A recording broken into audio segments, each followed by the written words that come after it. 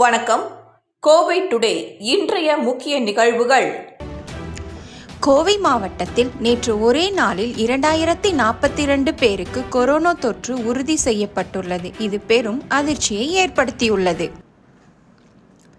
கோவை மாவட்டத்தில் கொரோனா தொற்று நாளுக்கு நாள் அதிகரித்து வருகிறது.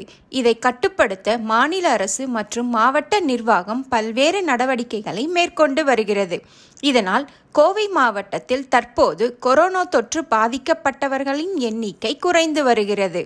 இந்த நிலையில் கோவை மாவட்டத்தில் நேற்று ஒரே நாளில் மேலும் 2042 பேருக்கு கொரோனா தொற்று உறுதி செய்யப்பட்டுள்ளது. இதன் மூலம் கோவையில் மொத்த பாதிப்பு அடைந்தோரின் எண்ணிக்கை 2,66,812 அதிகரித்துள்ளது. அதேபோல கோவை மாவட்டத்தில் கொரோனா தொற்றுக்கு சிகிச்சை பலனின்றி நேற்று மேலும் ஒருவர் உயிரிழந்தார். இதன் மூலம் கோவையில் இதுவரை உயிரிழந்தவர்களின் எண்ணிக்கை 2,531 அதிகரித்துள்ளது. கோவை செல்வபுரம் பகுதியில் உள்ள மார்ட்டின் டைசன் அடுக்குமாடி குடியிருப்பில் நடைபெற்ற பொங்கல் விழா விளையாட்டுப் போட்டியில் சிறுவர் சிறுமியர் மற்றும் பெரியவர்கள் ஆர்வமுடன் கலந்து கொண்டனர். கோவை செல்வபுரம் பகுதியில் உள்ள மார்ட்டின் டைசன் அடுக்குமாடி குடியிருப்பில் பொங்கல் பண்டிகையை ஒட்டி ஒவ்வொரு ஆண்டும் விளையாட்டு விழாக்களும் கோலாகலமாக நடைபெறுவது வழக்கம். இந்நிலையில் தொடர்ந்து 11வது ஆண்டாக பொங்கல் விழா விளையாட்டுப் போட்டிகள் Martin Tyson residency owners welfare association சார்பாக குடியிருப்பு வளாகத்தில் நடைபெற்றது. கொரோனா அரசு விதிமுறைகளை பின்பற்றி சிறுவர் சிறுமியர் மற்றும் பெரியவர்களுக்கான ஓட்டப்பந்தயம், இசை நாற்காலி, இறகு பந்து, எலுமிச்சை பழத்தை ஸ்பூனில் வைத்து ஓடுதல், சாக்கு போட்டி, பலூன் உடைத்தல், கபடி உள்ளிட்ட பல்வேறு போட்டிகள் நடைபெற்றன. தொடர்ந்து வெற்றியாளர்கள் பங்கேற்பாளர்களுக்கு பரிசும் வழங்கினர். விழா பங்கேற்பாளர்களுக்கான பரிசு வழங்கும் விழா மார்ட்டின் டைசன் குடியிருப்பு வளாகத்தில் நடைபெற்றது. Martin Tyson owner residency welfare association நிர்வாகிகள் கண்ணன், கிறிஸ்டோபர் ஆகியோர் தலைமையில் நடைபெற்ற விழாவை சுப்பிரமணி, வெங்கடேஷ் மற்றும் ராஜா ஒருங்கிணைத்தனர். தலைமை விருந்தினர்களாக கோவை வடக்கு மாவட்ட திமுக பொறுப்பு குழு உறுப்பினர் TPS Ravi, doctor Viswanathan, Deepa, doctor Senthil, Suresh, Jeganathan ஆகியோர் கலந்து கொண்டு போட்டிகளில் கலந்து கொண்ட இளைஞர்கள், சிறுவர் சிறுமியர், தம்பதியர் ஆகியோர்களுக்கு பரிசுகள் மற்றும் கோப்பைகளை வழங்கி கௌரவித்தனர். முன்னதாக இதில் பேசிய சிறப்பு அழைப்பாளர்கள் தமிழக பாரம்பரிய கலைகளை ஊக்குவித்து வரும் தற்போது தமிழக அரசை பாராட்டுவதாகவும், கொரோனா அரசு விதிமுறைகளை பின்பற்றி சிறுவர் சிறுமியர் மற்றும் பெரியவர்களுக்கான ஓட்டப்பந்தயம், இசை நாற்காலி, இறகு பந்து, எலுமிச்சை பழத்தை ஸ்பூனில் வைத்து ஓடுதல், சாக்கு போட்டி, பலூன் உடைத்தல், கபடி உள்ளிட்ட பல்வேறு போட்டிகளும் நடைபெற்றன. தொடர்ந்து வெற்றியாளர்கள் பங்கேற்பாளர்களுக்கு பரிசு வழங்கும் விழா மார்ட்டின் டைசன் குடியிருப்பு வளாகத்தில் நடைபெற்றது. Martin Tyson residency owner welfare association நிர்வாகிகள் கண்ணன், கிறிஸ்டோபர் ஆகியோர் தலைமையில் நடைபெற்ற விழாவை சுப்பிரமணி, வெங்கடேஷ் மற்றும் ராஜா ஒருங்கிணைத்தனர். தலைமை விருந்தினர்களாக கோவை வடக்கு மாவட்ட திமுக பொறுப்புக்குழு உறுப்பினர் TPS Ravi, doctor Viswanathan, Deepa, doctor Senthil, Suresh, Jeganathan ஆகியோர் கலந்து கொண்டு போட்டிகளில் கலந்து கொண்ட இளைஞர், சிறுவர் சிறுமியர், தம்பதியர் ஆகியோர்களுக்கு பரிசுகள் மற்றும் கோப்பைகளை வழங்கி கௌரவித்தனர். முன்னதாக இதில் பேசிய சிறப்பு அழைப்பாளர்கள் தமிழக பாரம்பரிய கலைகளை ஊக்குவித்து வரும் தற்போது தமிழக அரசை பாராட்டுவதாகவும், இதனால் இருந்து வரும் கிராமப்புற கலைகளில் இன்றைய இளம் தலைமுறையினரின் ஆர்வம் காட்டத் துவங்கியுள்ளதாகவும் தெரிவித்தனர். இந்நிகழ்ச்சியில் பகுதி செயலாளர் கேபிள் மணிகண்டன், அசோசியேஷன் பல்வேறு நிலை நிர்வாகிகள் நித்யா, பிரகாஷ், ஸ்ரீமதி டாக்டர் ரூபா, சிவராமன், பிரகாஷ்குமார், லோகநாதன் உட்பட்ட குடியிருப்பு வாசிகள் பலரும் கலந்து கொண்டனர். மிகவும் பெரிய பங்குதாரராக, மிகவும் முக்கியமாக அவர் கூறியபடி சிறு குழந்தைகளுக்கு பலவிதமான விளையாட்டுகள் நடந்து கொண்டிருக்கிறது நம்ம தமிழ்நாட்டிலே. அதன் முன் உதாரணமாக நிறைய விளையாட்டு போட்டிகள் நடத்தி கொண்டே இருக்கிறார்கள். இன்னும் நிறையாக நம் தமிழ்நாடு அரசாங்கம் தேவையான ஏற்பாடுகளை ஊக்குவித்து சிறார்களுக்கு இந்த விளையாட்டு விஷயங்களை நிறைய அளவில் மாநில அளவில் இதை கொண்டு சென்றிருக்கிறார்கள். ஸோ அதுபோன்று இங்கே இந்த மார்ட்டின் அப்பார்ட்மெண்ட் இந்த பரிசு வழங்கும் விழாவிற்கு எங்களுடைய அழைப்பை ஏற்று அதற்கு பெரிய பங்கையும் வகித்து இதை மிகவும் சிறப்பித்து தந்து கொண்டிருக்கிறார்கள். அவர்கள் அனைவருக்கும் என் மனமார்ந்த அனைவரும் சார்பாக எங்கள் நன்றியை வணக்கத்தை தெரிவித்துக் கொள்கிறேன். எல்லோருக்கும் என் மாலை வணக்கத்தை தெரிவித்துக் கொள்கிறேன். குறுகிய காலத்தில் இந்த தமிழர் திருநாளாம் பொங்கல் திருநாளை மிகவும் சிறப்பாக நடத்தி கொண்டு இருக்கிறோம். இதன் மரியாதை நிமித்தமாக நீங்கள் அழைப்பை ஏற்று இந்த மார்ட்டின் டைசன் அப்பார்ட்மெண்ட் குடியிருப்புக்கு வந்தமை தந்த நமது ரவி அண்ணன் அவர்களுக்கும் இதை மற்ற நமது கட்சி முக்கிய பிரமுகர்கள் அனைவருக்கும் என் மனமார்ந்த வாழ்த்துக்களை தெரிவித்துக் கொள்கிறேன். இதற்கு விளையாட்டுப் போட்டிகள் ஊக்குவிக்கின்ற வகையிலே தமிழக அரசு பல்வேறு நிகழ்ச்சிகளை ஏற்பாடு செய்திருக்கிறது. அதிலே சிலம்பாட்டம் இதுவரைக்கும் சேற்றாமல் இருந்தது. அதுவும் அந்த இளைஞர்களுடைய விளையாட்டுப் போட்டியை ஊக்குவிக்கின்ற வகையிலே பல்வேறு அறிவிப்புகளை அரசாங்கம் செய்திருக்கின்றது. அந்த அறிவிப்புகளை குழந்தைகள் பெறுகின்ற வகையில் எல்லா பெற்றோரும் குழந்தைகளுக்கு ஏதாவது ஒரு விளையாட்டுப் போட்டியிலே தலை சிறந்த குழந்தைகளாக வளர்த்து அந்த குழந்தைகளுடைய ஒவ்வொரு படிப்புக்கும் ஒவ்வொரு கோட்டா வழங்கப்பட்டிருக்கின்றது. அந்த கோட்டாவை பெறுகின்ற வகையிலேயும் அரசாங்கம் பல்வேறு சலுகைகளை அவருடைய படிப்பு செலவு கொண்டு எல்லாமே ஏற்றுக்கொள்கின்ற ஒரு சூழ்நிலையில் இந்த அரசு அமர்ந்திருக்கிறது. அதை நீங்கள் பக்குவமாக பயன்படுத்தி குழந்தைகளுக்கு பயன்படுமாறு அன்போடு கேட்டுக்கொண்டு, இனிய மாலை வேளையிலே தமிழர் திருநாளாம் தை திருநாளில் தமிழக அரசனுடைய தை முதல் தேதி தமிழனுடைய முதல் மாத தொடக்கமாக எண்ணி இந்த மார்ட்டின் அப்பார்ட்மெண்ட்டிலே இவ்வளவு ஒரு சிறப்பான நிகழ்ச்சியை ஏற்பாடு செய்த இந்த பொறுப்பாளர்களுக்கும் மற்றும் தலைமை ஏற்று நடத்திய நமது உயிர்காக்கும் டாக்டர் மரியாதைக்குரிய விஸ்வநாதன் அவர்களையும் நம்முடைய பகுதிச் செயலாளர் மணிகண்டன் அவர்களையும் நம்முடைய 76வது வட்ட செயலாளர் சிவக்குமார் அவர்களையும் மாவட்ட பொறுப்பாளர் மரியாதைக்குரிய சகோதரர் ரவி அவர்களையும் இந்த விழாவிலே கலந்து கொண்டு சிறப்பிப்பதற்கு எங்களுக்கு வாய்ப்பு தந்தமைக்கு திராவிட முன்னேற்றக் கழகத்தின் சார்பிலே எங்களுடைய மனமார்ந்த நன்றியை தெரிவித்துக் கொள்கிறோம். அனைவருக்கும் இங்கே கூடியுள்ள அப்பார்ட்மெண்ட்டினுடைய செக்ரட்டரி அவர்களுக்கும் கூட இருக்கிற அனைவருக்கும் இனிய பொங்கல் தின நல்வாழ்த்துக்கள் கூறுகிறேன்.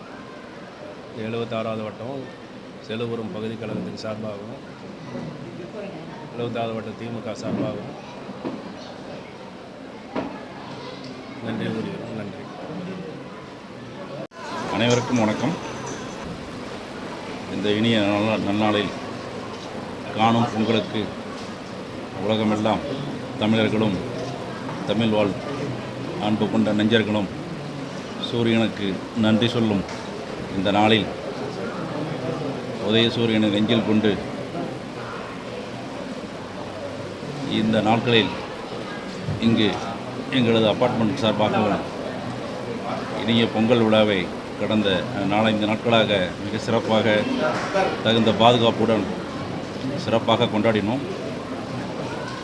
இதற்கு மிக உறுதுணையாகவும் மிக ஒத்துழைப்பு வழங்கி எங்களது அண்ணன் டிபிஎஸ் ரவி அவர்களும் மாவட்ட பொறுப்புக்குழு உறுப்பினர் சிவா 76வது வட்ட பகுதி செயலாளர் பகுதி செயலாளர் 76 பகுதி செயலாளர் மணி மற்றும் 79வது வட்ட செயலாளர் தளபதியின் போர்ப்படை தளபதிகள் ஒருவராகிய 79வது வார்டு செயலாளர் திரு பழனிசாமி அவர்களையும் எங்களது அப்பார்ட்மெண்ட் சார்பாக வருக என வரவேற்று இந்த பொங்கல் விழாவானது இந்த கொடிய காலகட்டத்தில் மக்கள் மனதில் ஏற்பட்ட பயம் அகன்று பிணிகள் அகல சூரியன் நன்றி சொல்லும் விழாவாக இன்று இங்கே கொண்டாடப்படுகிறது. சிறுத்தை பிடிபட்டால் கோவை வனச்சரகத்தில் விடப்படும் என்று கோவை மண்டல வனக்காப்பாளர் ராமசுப்பிரமணியம் தெரிவித்துள்ளார். கோவை மதுக்கரை வனச்சரகத்திற்கு உட்பட்ட சுகுணாபுரம் பகுதியில் உள்ள தன்னாசி ஆண்டவர் கோவிலில் கோலமாவு மலைப்பகுதியில் கடந்த நவம்பர் மாதம் முதல் வனப்பகுதியை விட்டு வெளியேறிய சிறுத்தை புலி ஒன்றின் நடமாட்டம் இருந்து வந்தது. இதையடுத்து மாவட்ட வன அலுவலர் உத்தரவின் பேரில் சிறுத்தை புலியை பிடிக்க 3 இடங்கள் கூண்டுகள் வைக்கப்பட்டுள்ளது. இதையடுத்து மாவட்ட வன அலுவலர்கள் உத்தரவின் பெயரில் சிறுத்தை புலியை பிடிக்க 3 இடங்களில் கூண்டுகள் வைக்கப்பட்டன. இந்த நிலையில் நேற்று காலை 8 மணியளவில் குனியமுத்தூர் அடுத்த PK புதூர் பகுதியில் உள்ள தனியார் குடோனில் சிறுத்தை இருந்துள்ளது. இதனை பார்த்து அதிர்ச்சியடைந்த குடோன் ஊழியர் வனத்துறை அதிகாரிகளுக்கு தகவல் தெரிவித்தார். இதையடுத்து வனத்துறையினர் வந்து குடோன் முழுவதும் இருந்த ஓடுகளில் வலை விரித்தனர். வெளியே செல்ல உள்ள 2 வழிகளிலும் வனத்துறையினர் சிறுத்தை புலியை பிடிக்க கூண்டு வைத்துள்ளனர். கூண்டில் இறைச்சி வைக்கப்பட்டு அதனை சுற்றியும் வலை அமைக்கப்பட்டுள்ளது. கால்நடை மருத்துவ குழுவினர் வந்து மயக்க ஊசி செலுத்தி சிறுத்தையை பிடிக்க முடியுமா என ஆய்வு செய்த போது அதில் சிக்கல் இருப்பது தெரிய வந்ததால் சிறுத்தை தானாகவே கூண்டில் சிக்கும் வரை காத்திருக்க முடிவு செய்துள்ளனர். சிறுத்தை புலியின் நடவடிக்கைகளை கண்காணிக்க கூண்டுகளும் அருகிலேயே இரவு நேர கண்காணிப்பு கேமராக்கள் பொருத்தப்பட்டுள்ளன. இந்த கேமராவில் இன்று அதிகாலை சிறுத்தை புலி கூண்டை நோக்கி நெருங்கி வந்து செல்லும் காட்சிகள் பதிவாகியுள்ளன. இந்த காட்சிகளை தற்போது வனத்துறை அதிகாரிகள் வெளியிட்டனர். கோவை மண்டல வனக்காப்பாளர் ராமசுப்பிரமணியம் சிறுத்தை புலி பதுங்கியுள்ள குடோனை நேரில் பார்வையிட்டு ஆய்வு செய்தார். தொடர்ந்து செய்தியாளர்களை சந்தித்தார். அப்பொழுது அவர் கூறுகையில், தற்போது குடோனில் பதுங்கியுள்ள சிறுத்தை புலி ஏற்கனவே குடியிருப்பு பகுதிகளில் சுற்றித் திரிந்த நாய்களை வேட்டையாடியது என்பதை வனக்கால்நடை மருத்துவர்கள் உறுதி செய்துள்ளதாகவும் இது 3 வயது மதிப்புத்தக்க ஆண் சிறுத்தை புலியாக இருக்கக்கூடும் எனவும் தெரிவித்தார். இன்று இரவுக்குள் கூண்டில் சிறுத்தை பிடிபடும் என நம்பிக்கை தெரிவித்த அவர், பாலடைந்த குடோனில் பதுங்கியுள்ளதால் மயக்க ஊசி செலுத்தி பிடிப்பதில் சிக்கல் உள்ளது எனவும் அதனை மயக்க ஊசி செலுத்தி பிடிக்கும் திட்டம் இல்லை எனவும் தெரிவித்தார்.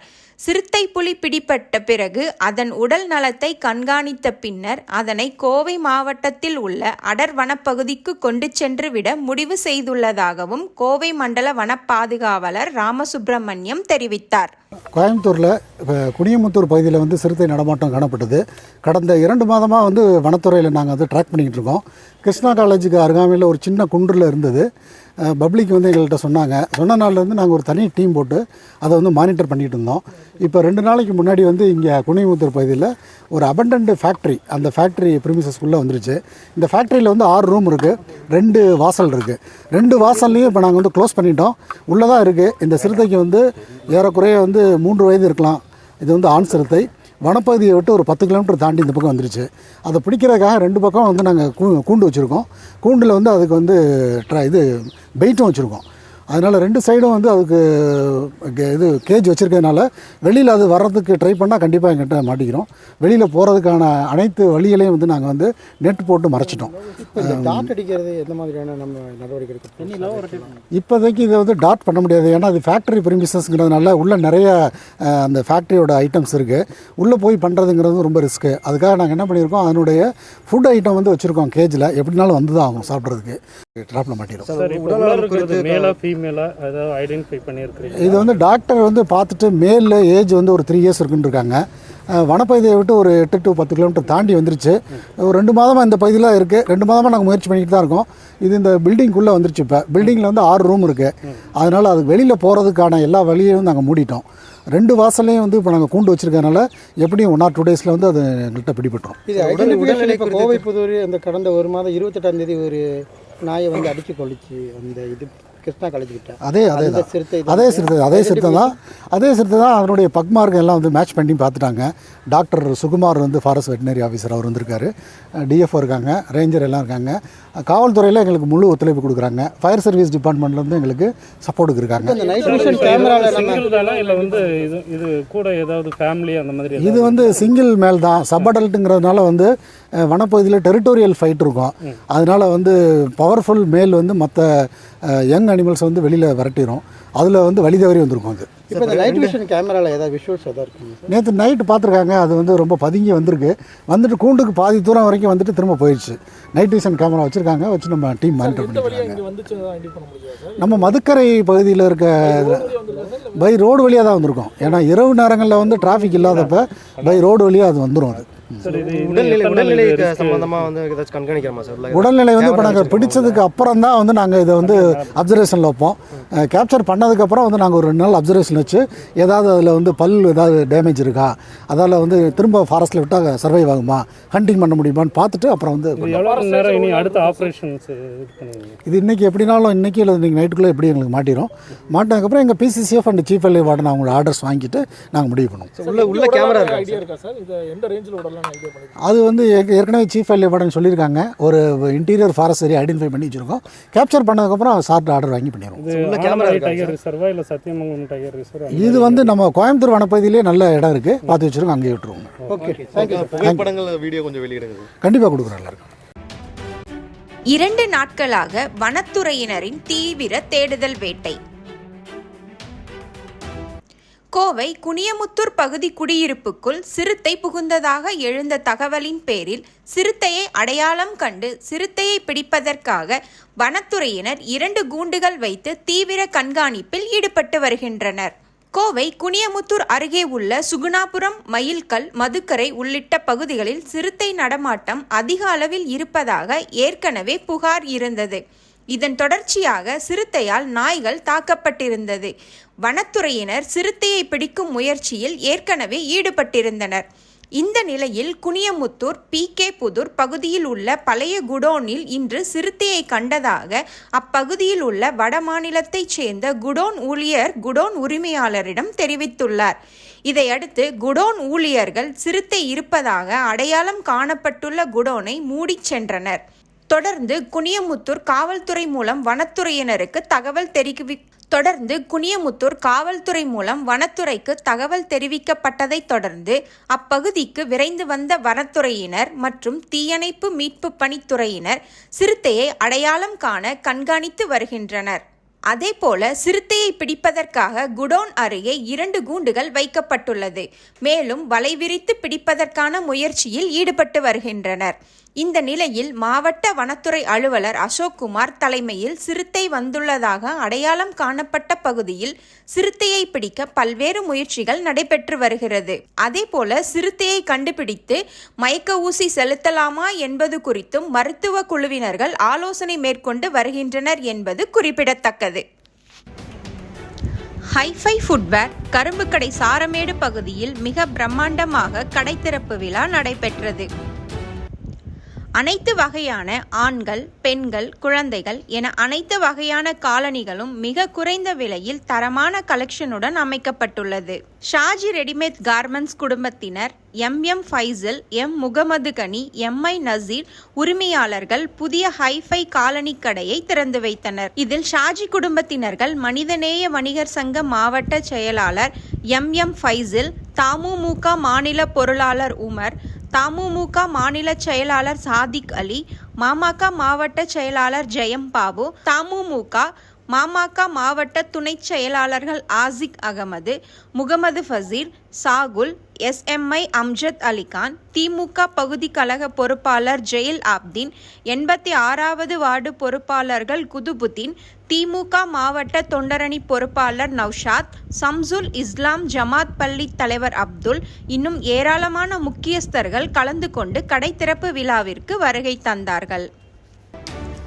கோவையில் இருந்து பழனிக்கு பாத யாத்திரை செல்லும் பக்தர்களுக்கு இஸ்லாமிய பெண்கள் பிஸ்கெட் வழங்கி வழியனுப்பி வைத்தனர். கோவை மாநகரில் இருந்து முஸ்லிம், கிறிஸ்துவர்கள் என அனைவரும் சம அளவில் வசித்து வருகின்றனர். இதை தவிர 1/3 பங்கு வட மாநிலத்தவர்களும் தொழில் விஷயமாக இங்கே வசித்து வருகின்றனர். தொடர்ந்து அனைவரும் ஒற்றுமையுடன் செயல்பட வேண்டும், மத நல்லிணக்கத்தை கடைபிடிக்க வேண்டும் என்பதே அனைவருடைய ஆசையாகவும் விருப்பமாகவும் இருந்து வந்தது. இந்த நிலையில் தைப்பூசத்தை முன்னிட்டு கோவையில் இருந்து பக்தர்கள் மாலை அணிவித்து பாத யாத்திரையாக நேற்று புறப்பட்டனர். இந்த தகவலை அறிந்த கோவை உக்கடம் லாரிப்பேட்டை பகுதியில் வசிக்கக்கூடிய இஸ்லாமிய பெண்கள் மற்றும் அவர்களுடைய உறவினர்கள் அனைவரும் ஒன்றாக திரண்டு வந்து அந்த வழியாக செல்லக்கூடிய அனைத்து பக்தர்களுக்கும் தண்ணீர் பாட்டில், பிஸ்கெட், துண்டு போன்றவைகளை வழங்கி அவர்களுடைய பயணம் சிறப்பாக அமைய வாழ்த்தி வழியனுப்பி வைத்தனர். இந்த சம்பவம் மத நல்லிணக்கத்திற்கும் சமய ஒற்றுமைக்கும் எடுத்துக்காட்டாக அமைந்தது. கோவை மாநகராட்சி பகுதிகளில் 11% இருந்த கொரோனா பரவல் கடந்த 10 நாட்களில் 10% அதிகரித்து 22% உள்ளது. தமிழகம் முழுவதும் கொரோனா ஒமைக்ரான் நோய் தொற்று பரவல் கடந்த ஒரு வாரமாக மிக வேகமாக பரவி வருகிறது. சென்னை, கோவை, செங்கல்பட்டு, திருவள்ளூர் ஆகிய மாவட்டங்களில் நோய் தொற்று பாதிப்பவர்களின் எண்ணிக்கை பல மடங்கு அதிகரித்துள்ளது. கோவை மாவட்டத்தில் கடந்த 15 நாட்களில் 200க்கும் குறைவாக இருந்த கொரோனா நோய் தொற்று பாதிப்பு தற்போது 1800க்கு மேல் அதிகரித்துள்ளது. இதனால் மாநகராட்சி மற்றும் மாவட்ட நிர்வாகம் சார்பாக அனைத்து தடுப்பு நடவடிக்கைகளும் தீவிரப்படுத்தப்பட்டுள்ளது. இந்நிலையில் கோவை மாநகராட்சியில் கொரோனா நோய் தொற்று பரவல் 10% அதிகரித்து 22% உயர்ந்துள்ளது. இது குறித்து மாநகராட்சி சுகாதார பிரிவினர் கூறியதாவது: கோவை மாநகராட்சியில் தினமும் சராசரியாக 4000 பேருக்கு கொரோனா பரிசோதனைகள் மேற்கொள்ளப்பட்டு வருகின்றன. வரும் நாட்களில் நோய் தொற்று பரவல் சதவீதம் அதிகரிக்க வாய்ப்புள்ளது. கொரோனா நோய் தொற்று பாதிப்பிற்கு ஏற்ப கொரோனா பரிசோதனைகளின் எண்ணிக்கை தொடர்ந்து அதிகரிக்கப்படும். பொதுமக்கள் மிகவும் பாதுகாப்புடனும் எச்சரிக்கையுடனும் இருக்க வேண்டும். இவ்வாறு அவர்கள் கூறினர். கோவையில் கொரோனா கட்டுப்பாடுகள் காரணமாக பக்தர்களின்றி தைப்பூச திருநாள் கொண்டாடப்பட்டது. தைப்பூச விழாவின் போது பக்தர்கள் முருகனை எண்ணி மாலை அணிந்து விரதம் இருந்து காவடிகளை எடுத்து பாத யாத்திரை மேற்கொண்டு நேர்த்திக்கடன் செலுத்துவது வழக்கம். அதன்படி கோவை மருதமலை சுப்பிரமணிய சுவாமி மலைக்கோவிலில் தைப்பூச திருக்கல்யாண நிகழ்ச்சி ஆண்டுதோறும் மிக விமர்சையாக கொண்டாடப்படும். ஆனால் இம்முறை கொரோனா கட்டுப்பாடுகளால் பக்தர்களின்றி கொண்டாடப்பட்டது.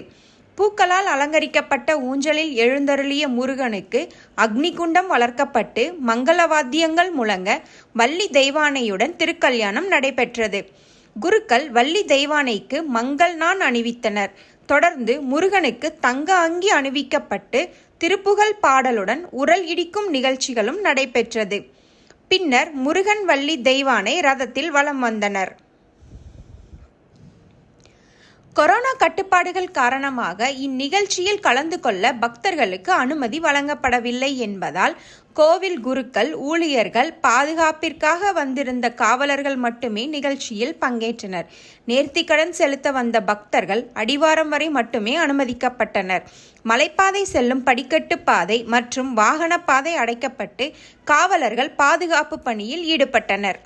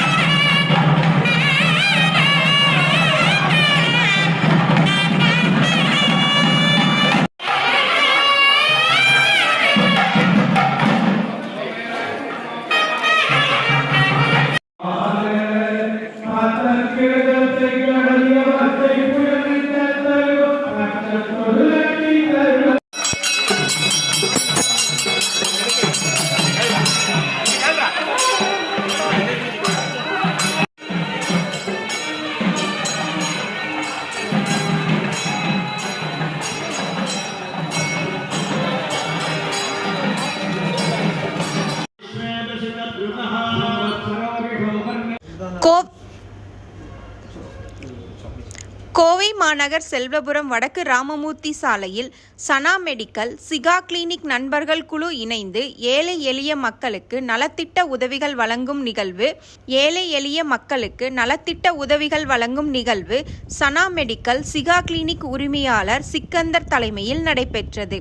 இந்நிகழ்வில் கோவை செல்வபுரம் காவல் நிலைய ஆய்வாளர் சரவணன், முன்னாள் அரசு மருத்துவர் செந்தில்குமார், ஆதிபராசக்தி வார வழிபாட்டு மன்ற தலைவர் முருகேசன், ஹியாதுல் இஸ்லாம் சாபியா சுன்னத் ஜமாத் முத்தவல்லி சுலைமான், செந்தில் முருகன், கோவில் தலைவர் செந்தில், ரஹீம் பள்ளிவாசல் மேனேஜர் காஜா மொய்தீன், தமுமுக வடக்கு கிளை செயலாளர் அப்துல் ரஹ்மான் ஆகியோர் பயனாளிகளுக்கு அரிசி, மருந்து, பழ வகைகள் அடங்கிய தொகுப்பினை வழங்கினர்.